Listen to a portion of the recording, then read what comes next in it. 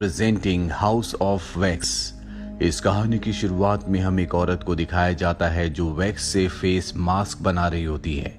वहां पर उसका बेटा भी होता है जो ब्रेकफास्ट कर रहा होता है और तभी उसका पति अपने दूसरे बेटे को लाता है जो कि बहुत ज्यादा अग्रेसिव होता है। वो इतना अग्रेसिव होता है कि वो किसी के कंट्रोल में नहीं आता, इसीलिए उसे चेयर के साथ बांधना पड़ता है। वहीं दूसरी तरफ हमें कार्ली, उसके भाई निक जोन्स और इनके 3 दोस्तों को दिखाया जाता है जो गाड़ी से फुटबॉल मैच देखने के लिए लुजियाना जा रहे हैं जो कि बहुत दूर है। इसीलिए रास्ते में इन्हें एक जगह कैंप लगाना पड़ता है। ये तय करते हैं कि रात ये यहीं पर गुजारेंगे क्योंकि फुटबॉल मैच अगले दिन होता है। यहाँ पर ये सब के सब बहुत एंजॉय करते हैं। इन्हीं में एक लड़का होता है जिसके पास कैमरा होता है और वो सब कुछ रिकॉर्ड कर रहा होता है। पर अजीब बात ये होती है कि यहाँ पर बहुत स्मेल आ रही होती है। इन्हें नहीं पता कि ये स्मेल कहाँ से आ रही है और अगले पल इनके सामने एक बहुत बड़ा ट्रक आकर खड़ा हो जाता है जो अपनी हेडलाइट जलाकर इन्हें परेशान करता है। हालांकि ये मना भी करते हैं लेकिन इन्हें कोई रिस्पॉन्ड नहीं मिलता और तभी इनमें से एक उस तरफ बॉटल फेंकता है जिससे ट्रक की हेडलाइट टूट जाती है और वो इस जगह से चला जाता है। इसके बाद ये सब के सब अपने अपने कैंप्स में सो जाते हैं। रात को अचानक से कार्ली की आंख खुलती है। उसे एहसास होता है कि इनके कैंप्स के आसपास यानी कि बाहर कोई है, पर बाहर जाना खतरनाक है इसीलिए वो बाहर नहीं जाती। और अगली सुबह जब सब के सब उठते हैं तो ये देखते हैं कि इनके दोस्त का कैमरा जो रात को सब कुछ रिकॉर्ड कर रहा था वो कैमरा गायब है। साथ ही इनकी एक गाड़ी को भी किसी ने खराब कर दिया है। अब कार्ली और उसकी दोस्त को एक बार फिर से जंगल से बहुत ही गंदी स्मेल आती है और वो दोनों उस तरफ बढ़ चलते हैं और तभी कार्ली एक बहुत बड़े गड्ढे के अंदर गिर जाती है जहां पर बहुत सारे मरे हुए जानवर होते हैं और ये स्मेल यहीं से आ रही होती है। कार्ली चिल्लाना शुरू कर देती है जो सुनकर कार्ली का दोस्त वेड वहां पर आता है और कार्ली को उस गड्ढे से निकाल लेता है। कार्ली बहुत ज्यादा डर चुकी होती है और तभी यहाँ पर एक ट्रक आता है जिसमें एक आदमी एक मरे हुए हिरन को लाया होता है और वो उस गड्ढे में उस हिरन को फेंक देता है। दरअसल कार्ली ने यहाँ पर एक इंसानी हाथ देखा था इसीलिए वो बहुत ज्यादा डर चुकी होती है, लेकिन ये आदमी जो यहाँ पर मरे हुए हिरन को लेकर आया है वो उसे उस हाथ को निकाल कर दिखाता और बताता है कि ये नकली हाथ है। इस आदमी का बिहेवियर बहुत ही अजीब होता है। वेड उससे पूछता है कि मेरी गाड़ी की बेल्ट टूट चुकी है जिस वजह से हम आगे नहीं जा सकते, क्या आप हमें किसी मैकेनिक के बारे में बता सकते हैं? वो कहता है कि टाउन में मैकेनिक मिल सकता है, मैं वहां तक आपको लिफ्ट दे सकता हूं। और अब वेड और कार्ली उसके साथ चले जाते हैं जबकि कार्ली का भाई निक अपने बाकी दोस्तों के साथ फुटबॉल मैच देखने के लिए निकल पड़ता है।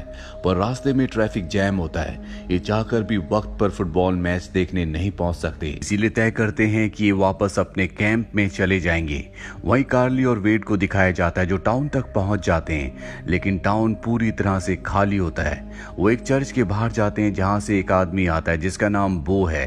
वो कहता है कि मेरा गैस स्टेशन है जहां से मैं तुम्हें गाड़ी का वो पार्ट दे सकता हूं जो तुम्हें चाहिए, पर तुम्हें आधे घंटे बाद आना होगा। इसके बाद ये दोनों के दोनों टाउन में घूमना शुरू कर देते हैं। वहीं एक घर की खिड़की के अंदर से दिखाया जाता है जहां पर कोई इन्हें देख रहा होता है। अब कार्ली को उसके भाई का कॉल आता है, वो बताता है कि हम वापस आ गए। कार्ली कहती है कि आधे घंटे बाद हमें तुम टाउन से पिक कर लेना। अब कार्ली और वेड यहाँ पर बोर हो रहे होते हैं और तभी वो हाउस ऑफ वैक्स के बाहर पहुंच जाते हैं जहां पर लिखा होता है क्लोज्ड, यानी कि वो बंद हो चुका है। लेकिन वेड कार्ली से कहता है कि हमें अंदर जाना चाहिए। ये दोनों के दोनों अंदर चले जाते हैं जहां पर बहुत सारी वैक्स होती है और यहाँ पर वैक्स के पुतले भी होते हैं जो देखने में बिल्कुल भी पुतलों की तरह नहीं लगते। ऐसा लगता है कि ये असली इंसान है।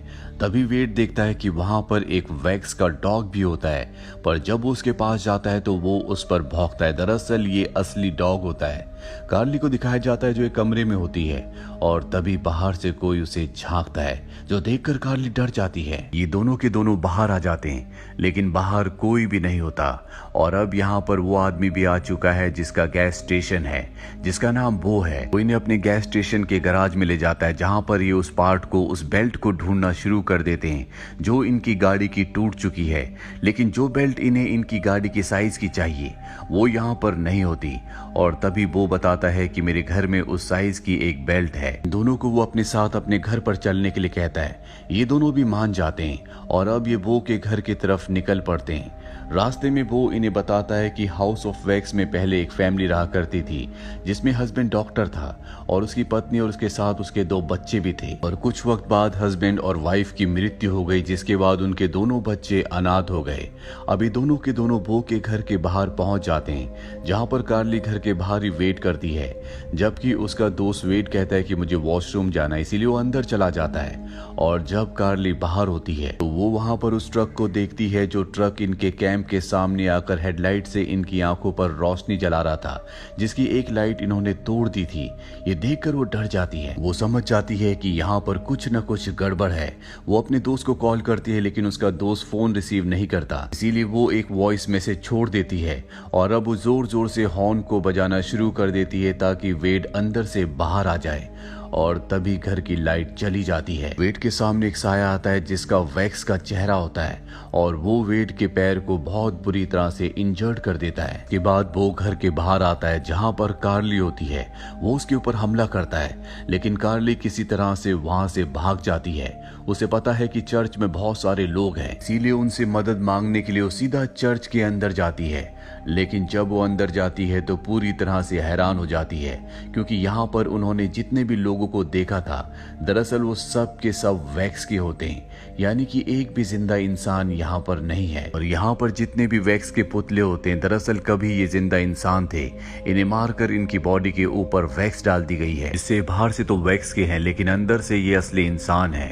अब यहाँ पर वो आ जाता है और वो कार्ली को पकड़कर अपने गैस स्टेशन की बेसमेंट में ले जाता है, जहाँ पर वो उसे अच्छी तरह से बांधकर उसके मुंह को ग्लू से चिपका देता है ताकि वो कुछ भी ना बोल पाए। वहीं हमें बो के घर पर दिखाया जाता है जहाँ पर वो दूसरा इंसान है जिसने वेड को जख्मी किया था। दरअसल ये बो का भाई होता है और अब उसने वेड को एक चेयर के साथ पूरी तरह से बांध दिया है और इसके बाद वो वेड के ऊपर गरम गरम वैक्स डालता है, जिससे वो वैक्स का पुतला बन जाता है। वहीं कार्ली का भाई अपने दोनों दोस्तों के साथ यहाँ पर पहुंच जाता है और अब ये अलग अलग कार्ली को और वेड को ढूंढना शुरू कर देते हैं। कार्ली का भाई गैस स्टेशन के बाहर जाता है जहां अंदर से बो निकलता है और इसी बेसमेंट में कार्ली को कैद किया गया है। कार्ली का भाई बो से पूछता है, क्या तुमने यहाँ पर किसी लड़के और लड़की को देखा? बो साफ साफ मना कर देता है। कार्ली ने अपने भाई की आवाज को सुन लिया होता है, इसीलिए किसी तरह से वो अपने आप को आजाद करती है और नीचे रेलिंग से अपनी उंगली बाहर निकालती है ताकि उसका भाई देख ले, लेकिन वो देख नहीं पाता। और जब वो वहां से जाने लगता है तो कार्ली किसी तरह से अपने चिपके हुए होंठों को खोल लेती है और अपने भाई को आवाज लगाती है। निक उसकी आवाज सुन लेता है। वो उस पर वार करता है, लेकिन वो उससे बचकर अंदर चला जाता है और गैस स्टेशन को अंदर से बंद कर देता है। इसके बाद वो बेसमेंट में जाकर अपनी बहन को आजाद करता है और जब ये बाहर आते हैं तो वो कहीं भी नहीं होता। यहाँ पर इन्हें उस लेडी की सच्चाई का भी पता चलता है जो खिड़की से इन्हें झांक रही थी। दरअसल वो भी एक वैक्स की लेडी होती है और उसे इस तरह से विंडो के कर्टन के साथ अटैच किया होता है कि हर कुछ देर बाद वो कर्टन को हटाकर बाहर झांकती है, ताकि जब भी यहाँ पर कोई अनजान इंसान आए तो उसे लगे कि यहाँ पर और भी इंसान रहते हैं। पर सच्चाई तो ये है कि इस पूरे टाउन में वो और उसके भाई के अलावा कोई भी नहीं है। वहीं निक के दोस्त को दिखाया जाता है जो हाउस ऑफ वैक्स के अंदर चला जाता है। वो देखता है कि वहां पर उनका दोस्त वेड पियानो के सामने बैठा है जो पूरी तरह से वैक्स का यानी कि मोम का बन चुका है। पर इससे पहले कि वो कुछ कर पाता, यहाँ पर बो का भाई आ जाता है। वो उसके ऊपर हमला करके उसे भी मार देता है, साथ ही कार्ली और उसके भाई निक के सभी दोस्तों को। और अब यहाँ पर कार्ली और निक बचे हैं जो दोनों के दोनों एक शॉप में जाते हैं जहाँ से वो कुछ हथियार उठा लेते हैं। पर अब वो भी यहाँ पहुंच चुका होता है, इसीलिए दोनों के दोनों अपनी जान बचाने के लिए एक मूवी थिएटर के अंदर चले जाते हैं जहां पर बहुत सारे वैक्स के पुतले होते हैं और ये भी उन्हीं पुतलों की तरह वहां पर बैठ जाते हैं। पर अब वो भी वहां पर गन लेकर पहुंच चुका है। वो इन दोनों को वहां पर ढूंढना शुरू कर देता, पर इससे पहले कि वो इन्हें मारता, निक के पास जो एरो गन होती है वो उससे बो के ऊपर हमला करके उसे बेहोश कर देता है। इसके बाद कार्ली और उसका भाई निक बो के घर जाते हैं क्योंकि इन्हें नहीं पता होता कि वेड मारा जा चुका है। ये वेड को बचाना चाहते हैं, पर जब ये घर के अंदर जाते तो इन्हें समझ में आ जाता है कि इनका दोस्त मर चुका है। यहाँ पर इन्हें एक बहुत पुरानी फोटो मिलती है जिसमें दो जुड़वा बच्चे होते हैं जो एक दूसरे के साथ जुड़े हुए होते हैं और ये बो और उसके भाई की फोटो होती है।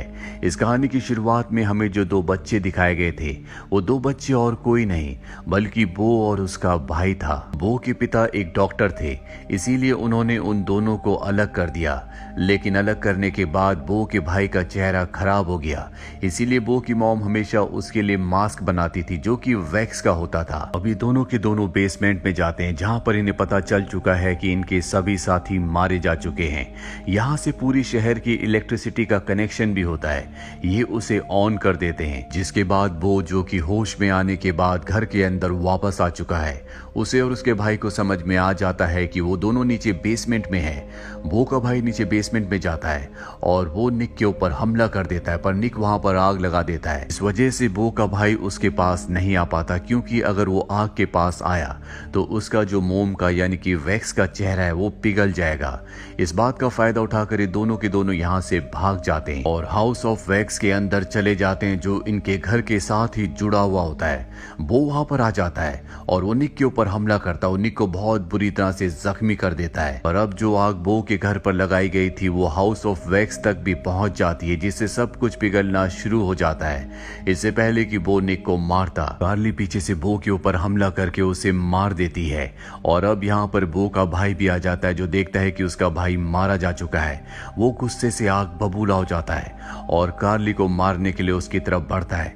कार्ली उसे समझाने की कोशिश करती है कि तुम्हारे भाई ने तुम्हारा इस्तेमाल किया है, तुम्हें पुरानी बातों को भूलकर एक नई जिंदगी की शुरुआत करनी चाहिए, लेकिन वो उसकी बात नहीं मानता और उसे मारने के लिए ऊपर तक पहुंच जाता है। पर इससे पहले कि वो उसे मारता, निक उसके ऊपर हमला कर देता है। इन दोनों के बीच में हाथापाई होना शुरू हो जाती है और मौके का फायदा उठाकर कार्ली चाकू से उसके ऊपर हमला करके उसे नीचे गिरा देती है। वो सीधा अपने भाई बो की बॉडी के ऊपर गिरता है और एक बार फिर से उसी तरह से जुड़ जाता है जैसे बचपन में एक साथ जुड़े हुए पैदा हुए थे। अब पूरे घर में आग फैलना शुरू हो जाती है, जिससे पूरा का पूरा घर जो कि वैक्स से बना था वो पिघलना शुरू हो जाता है। कार्ली अपने भाई के साथ किसी तरह से यहाँ से निकल जाती है। बो और उसके भाई की मृत्यु हो चुकी है।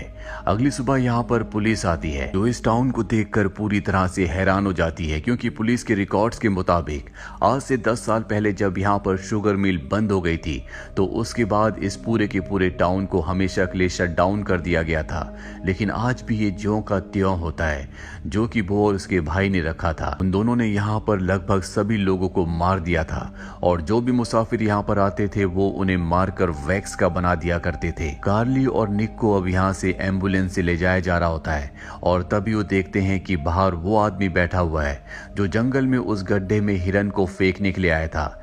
इसे देखकर ये समझ जाते हैं कि बो और उसका भाई दो भाई नहीं थे बल्कि उनका एक तीसरा भाई भी था जो कि यही इंसान है